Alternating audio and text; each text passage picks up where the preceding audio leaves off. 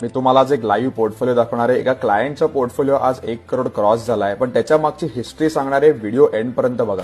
Date आहे 31 August 2024. Invested value 69,26,000 आणि झालेत 1 करोड रुपये.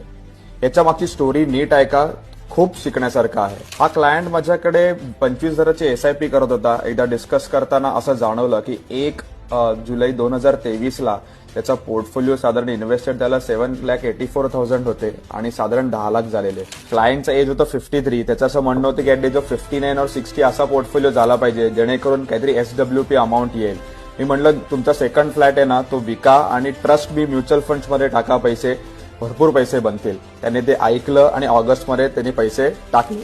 जुलै आणि ऑगस्ट मिळून त्याने टोटल ऑलमोस्ट 60 लाख रुपये टाकले त्याचा दुसरा फ्लॅट विकून, जे आता कंपाऊंड होऊन मॅसिव्हली वाढलेले. तुम्हाला क्रांतिकारी रिझल्ट हवे असतील ना, तर ट्रस्ट मी, तुम्हाला क्रांतिकारी डिसिजन्स घेणं पण इम्पॉर्टंट आहे. आज त्याची नुसती SIP चालू असती तर त्याचा पोर्टफोलिओ साधारण 25-30 लाखाचा झाला असता.